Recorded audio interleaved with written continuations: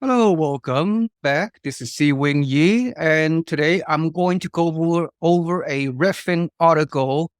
And the headline just came out today is nearly 1 in 10 U.S. homes are worth at least 1 million, close to all-time high. If you see value whatsoever on this video presentation, please like, subscribe, and comment on my YouTube channel. We continue to produce timely housing market content to all the people out there in the YouTube world. Thank you so much, and let's proceed. So this Redfin article came out just today, August 11th. The share of $1 million homes is on the upswing after dropping to a 12-month low in February. That is because scarce inventory is driving up prices, pushing many homes on the cusp over the seven-figure mark, which is the $1 million threshold. So the share of U.S. home worth at least $1 million at near record high. And this graph shows the last several decades how the houses had gone up. I suspect this low bottom is probably during the last housing crash of 2008 that pushed a lot of home prices downward, and that was the only historic housing crash that has occurred in the past 100 years. So otherwise, from a historical perspective, most homes have consistently increased in value, not just high-end luxury homes. That is the basis of this particular article, right? There's a slight dip last year because of the skyrocketing of interest rate from 3% to 7%.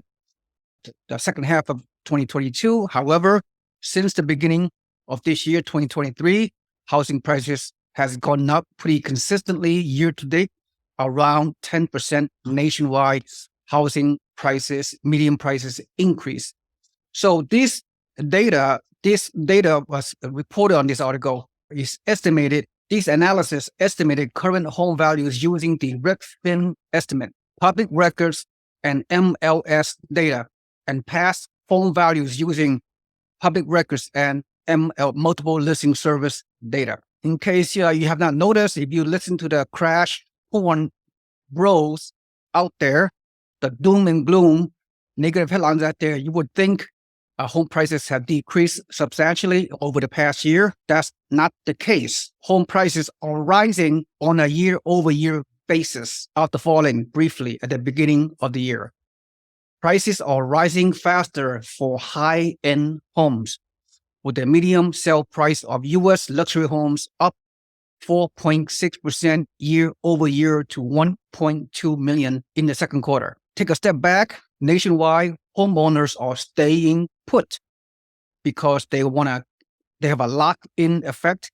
They have a historically low mortgage rate. They are not selling their homes to move up to upgrade to a home that's going to cost them double the amount of mortgage payment from 3% to 7%. That's why we have a historically low inventory supply. And also the demand for homes has increased as a result of the elevated mortgage rate. Today's mortgage rate, according to Mortgage News Daily, is 7.19%, which is a 20-year high. So as a result, there are many prospective homeowners are sidelined by the high rates. However, for those who are in the market right now, they are competing for the very few homes for sale, and that is driving up home prices. And many of especially in the West Coast region where I live in the San Francisco Bay Area for the past 34 years, there are many homes higher than the $1 million mark as we speak. The supply shortage is making many listings feel hot, according to Redfin economics research lead Chen Zhao. We are experiencing bidding wars because there are so few inventory out there. And furthermore, recent economic signals that the U.S. may avoid a broad recession. So that's very good news. The economy is doing well. Let's see some more yellow highlights here. The The share of homes worth seven figures has doubled since before the pandemic. Wow. We're talking in the past 3 years, ever since the beginning of the pandemic, there are more homes have doubled. There are more homes in the luxury $1 million mark has doubled, which is amazing. So home values are going up. Congratulations for those of you who are homeowners. And home prices, the share of these high seven-figure homes has shot up because home prices skyrocketed in 2020 and 2021 as record low mortgage rates and remote work drove Americans to buy homes. The East Coast metros have gained seven-figure homes the fastest. And as I look at this, and the share of seven-figure homes is falling in pricey West Coast metros. No surprise, but they still made up substantial portion of homes that are $1 million or higher. All right. So rising mortgage rates and faltering tech economy deter home buyers in many of the West Coast markets at this time. But the homes in the West Coast region, including California, they are now starting to bounce back as buyers get used to elevated rates and the economy smooths out. On the other hand, the $1 million homes are virtually non-existent in some parts of Texas and the Rust Belt.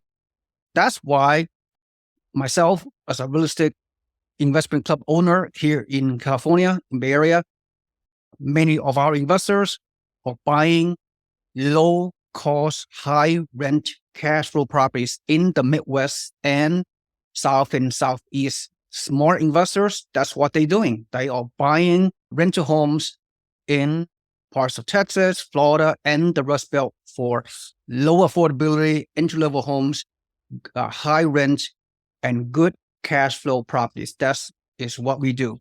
The share of homes worth $1 million or more is 0.5% or lower in all this Omaha, Nebraska, Dayton, McAllen, El Paso, Akron, Detroit, Buffalo, and Rochester.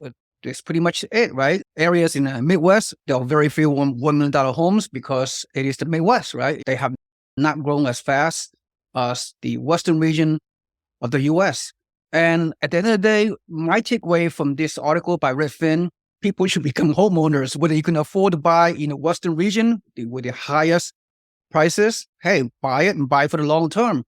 And if you're investors, if you're a small investors, mom and pop investors, behoove you to do not buy in the Western region of the U.S.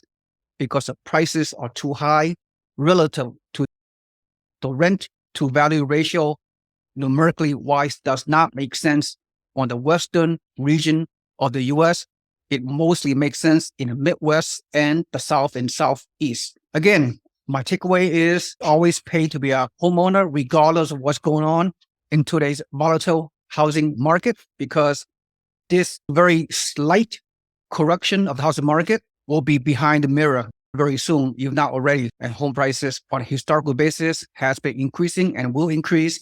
If you invest over a 7 to 10 year time horizon, real estate values has always gone up, historically speaking, and in the foreseeable future, although nobody have a crystal ball, if you invest for the long term, but when you want to buy a primary home, or you will want to buy a cash flow, low price investment property, if you invest over time, you will become a lot wealthier than you are right now if you were not buying. If you're a renter, you need to really think twice before, if you can afford it, buy a home, primary home, invest for the long term. If you're an investor, when there are small crises that we are having, challenging market right now, there's always opportunity if you find the right team, if you find the right people to help you buy those low-end cash flow properties in the fastest growing regions of the U.S., such as Texas and Florida and few other southeastern metros. That's the best area to buy investment properties. So that's all I have to say right now. Again, so this article you just mentioned, if you buy a house over long term, you're always going to make money. That's how it is. And that's a past history. And That's the bottom line. So anyway, so if you see any kind of value whatsoever, please smash the like button and subscribe to my YouTube channel. And also put your email at the bottom of this video on my website so you can become a free member of our real estate investing community.